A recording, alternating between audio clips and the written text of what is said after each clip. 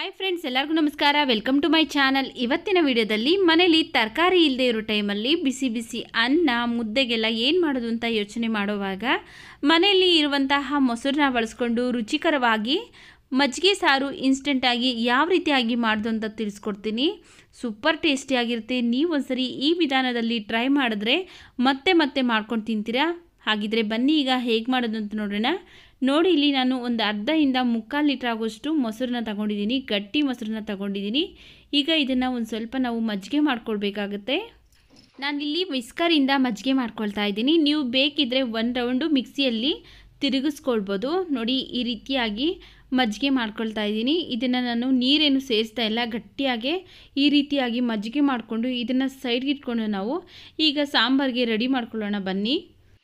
ನೋಡಿ, ಫಸ್ಟು ಒಂದು ಬಾಣಲಿ ಬಿಸಿಗಿಟ್ಟು ಅದಕ್ಕೆ ನಾನು ಈ ಕಪ್ಪಲ್ಲಿ 1 ಕಪ್ಪು ಕಪ್ಪು ಕಡಲೆಕಾಳನ್ನು ಹಾಕ್ಕೊಂಡು ಹುರ್ಕೊಳ್ತಾ ಇದ್ದೀನಿ. ನಾನಿಲ್ಲಿ ಕಡಲೆಕಾಳಿಂದ ಮಜ್ಜಿಗೆ ಸಾಂಬಾರನ್ನ ಮಾಡ್ತಾ ಇದ್ದೀನಿ. ನೀವು ಕಡಲೆಕಾಳನ್ನು ಬದಲಾಗಿ ಒಣಗಿರುವಂತಹ ಅವರೆಕಾಳು ಹಾಗೆಯೇ ಹುರುಳಿಕಾಳಲ್ಲೂ ಸಹ ಮಾಡ್ಕೊಳ್ಬೋದು. ನೋಡಿ, ಈ ರೀತಿಯಾಗಿ ಕಡಲೆಕಾಳನ್ನೆಲ್ಲ ಹುರ್ಕೊಂಡಾಗಿದೆ. ಈಗ ಸ್ಟವ್ ಆಫ್ ಮಾಡಿಕೊಂಡು ಈಗ ಹುರ್ಕೊಂಡಿರುವಂತಹ ಕಡಲೆಕಾಳನ್ನು ವಾಶ್ ಮಾಡಿ ಒಂದು ಕುಕ್ಕರ್ಗೆ ಹಾಕ್ಕೊಳ್ತಾ ಇದ್ದೀನಿ. ನೋಡಿ, ಹಾಗೆಯೇ ಇದಕ್ಕೆ ಬೇಯಿಸೋದಕ್ಕೆ ಬೇಕಾಗುವಷ್ಟು ನೀರನ್ನು ಸೇರಿಸಿ ಈಗ ಕುಕ್ಕರ್ ಲಿಡ್ನ ಕ್ಲೋಸ್ ಮಾಡಿ ಸ್ಟವ್ ಮೇಲೆ ಇಟ್ಟು 2 ವಿಷಲ್ ಕೂಗಿಸ್ಕೊಳ್ಬೇಕಾಗತ್ತೆ. ಕಡಲೆಕಾಳು ಬೇಯಿಸೋಷ್ಟರಲ್ಲಿ ನಾವು ಮಸಾಲ ರುಬ್ಕೊಳ್ಳೋಣ. ಒಂದು ಮಿಕ್ಸಿ ಜಾರ್ಗೆ 1 ಗಡ್ಡೆ ಬೆಳ್ಳುಳ್ಳಿನ ಸಿಪ್ಪೆ ತೆಗೆದು ಹಾಕ್ಕೊಂಡಿದ್ದೀನಿ. ಹಾಗೆ ಇಲ್ಲಿ ಒಂದು 2 ಸ್ಪೂನ್ ಆಗುವಷ್ಟು ಅಕ್ಕಿಯನ್ನು ತೊಳೆದುಬಿಟ್ಟು ಹಾಕ್ಕೊಳ್ತಾ ಇದ್ದೀನಿ. ನಾರ್ಮಲಾಗಿ ಊಟಕ್ಕೆ ಬಳಸುವಂತಹ ಅಕ್ಕಿನ ಹಾಕ್ಕೊಂಡಿದ್ದೀನಿ. ಹಾಗೆಯೇ ಒಂದು 5ರಿಂದ 6 ಹಸಿಮೆಣಸಿನಕಾಯಿ, 1 ಸ್ಪೂನ್ ಇಲ್ಲಿ ಕಾಳು ಮೆಣಸು ಹಾಕ್ಕೊಳ್ತಾ ಇದ್ದೀನಿ. ಹಾಗೆಯೇ ಒಂದು ಅರ್ಧ ಸ್ಪೂನ್ ಆಗುವಷ್ಟು ಜೀರಿಗೆ. ಮೇಯ್ನಾಗಿ ಬೇಕಾಗಿರುವಂಥದ್ದು ಮಜ್ಜಿಗೆ ಸಾರಿಗೆ ಜೀರಿಗೆ ಮತ್ತು ಮೆಣಸೆ.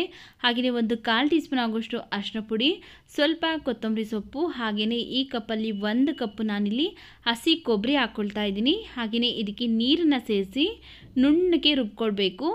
ಕೆಲವೊಬ್ಬೊಬ್ಬರು ಅಕ್ಕಿ ಬದಲಾಗಿ ಕಡಲೆಬೇಳೆನ ನೆನೆಸ್ಬಿಟ್ಟು ಹಾಕ್ಕೊಳ್ತಾರೆ. ನಾನಿಲ್ಲಿ ಅಕ್ಕಿ ಹಾಕಿ ಮಾಡ್ತಾಯಿದ್ದೀನಿ. ನಮ್ಮನೇಲಿ ಯಾವ ರೀತಿಯಾಗಿ ಮಾಡ್ತಿರಲ್ಲ ಅದೇ ರೀತಿಯಾಗಿ ನಾನು ನಿಮಗೆ ತಿಳಿಸ್ಕೊಡ್ತಾ ಇದ್ದೀನಿ.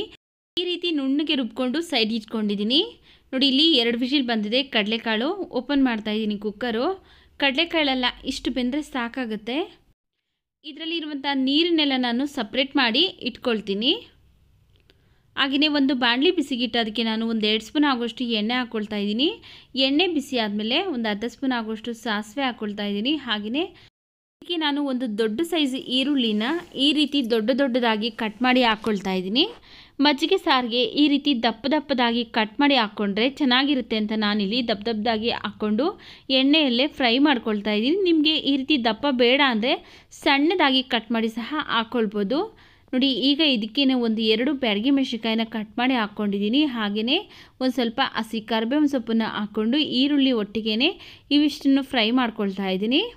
ಈಗ ಇದಕ್ಕೆ ನಾನು ಒಂದು ಸ್ವಲ್ಪ ಹಿಂಗೆ ಹಾಕ್ಕೊಳ್ತಾ ಇದ್ದೀನಿ. ಒಂದು 2 ಚಿಟಿಕೆ ಆಗೋಷ್ಟು ಹಿಂಗೆ ಹಾಕ್ಕೊಂಡು ಫ್ರೈ ಮಾಡ್ಕೊಳ್ತಾ ಇದ್ದೀನಿ. ನೋಡಿ, ಇಷ್ಟು ಫ್ರೈ ಮಾಡಿಕೊಂಡ್ರೆ ಸಾಕಾಗುತ್ತೆ. ಈಗ ಸ್ಟವ್ ಉರಿನ ಲೋ ಫ್ಲೇಮಲ್ಲಿ ಇಟ್ಕೊಂಡು ನಾವು ರುಬ್ಕೊಂಡಿರುವಂತಹ ಮಸಾಲ ಸೇರಿಸಬೇಕು.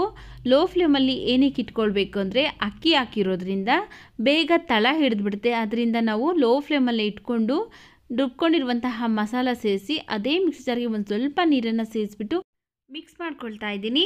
ಈಗ ಇದಕ್ಕೆ ನಾವು ಫಸ್ಟೇ ಹುರಿದು ಇಟ್ಕೊಂಡಿರುವಂತಹ ಕಡಲೆಕಾಳನ್ನು ಬೇಯಿಸಿ ಇಟ್ಕೊಂಡಿದ್ರಲ್ಲ ಆ ಕಡಲೆಕಾಳನ್ನು ನೀರನ್ನೆಲ್ಲ ಸಪ್ರೇಟ್ ಮಾಡಿ ಕಡಲೆಕಾಳನ್ನು ಮಾತ್ರ ಈಗ ಇದಕ್ಕೆ ಸೇರಿಸ್ತಾ ಇದ್ದೀನಿ.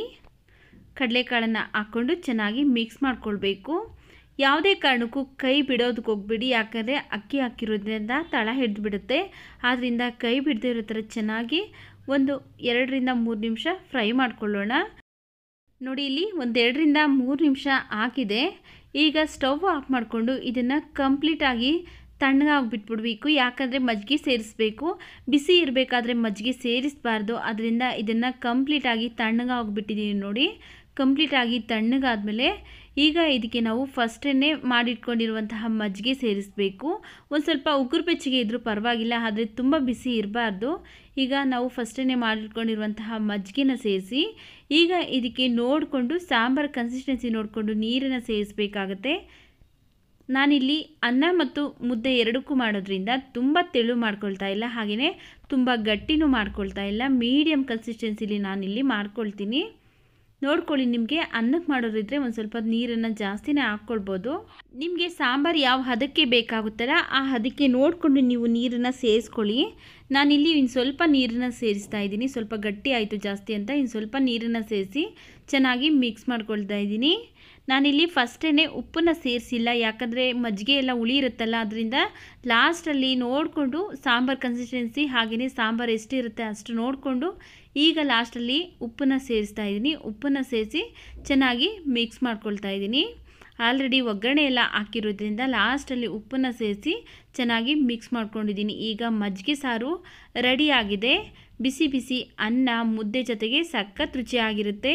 ಈ ವಿಡಿಯೋ ನಿಮಗೆ ಇಷ್ಟವಾಗಿದ್ದರೆ ಈ ವಿಡಿಯೋಗೊಂದು ಲೈಕ್ ಮಾಡಿ, ಈ ವಿಡಿಯೋವನ್ನು ನಿಮ್ಮ ಫ್ಯಾಮಿಲಿ ಫ್ರೆಂಡ್ಸ್ಗೆ ಶೇರ್ ಮಾಡಿ. ನಮ್ಮ ಚಾನಲ್ಗೆ ನೀವೇನಾದರೂ ಹೊಸದಾಗಿ ನೋಡ್ತಾ ಇದ್ದರೆ ಪ್ಲೀಸ್ ನಮ್ಮ ಚಾನಲ್ಗೆ ಸಬ್ಸ್ಕ್ರೈಬ್ ಮಾಡಿಕೊಂಡು ಸಪೋರ್ಟ್ ಮಾಡಿ. ಮುಂದೆ ಒಂದೊಳ್ಳೆ ವಿಡಿಯೋದೊಂದಿಗೆ ಭೇಟಿ ಆಗೋಣ. ಅಲ್ಲಿವರೆಗೂ ವಿಡಿಯೋ ನೋಡಿದ್ದಕ್ಕಾಗಿ ಧನ್ಯವಾದಗಳು ಸ್ನೇಹಿತರೆ.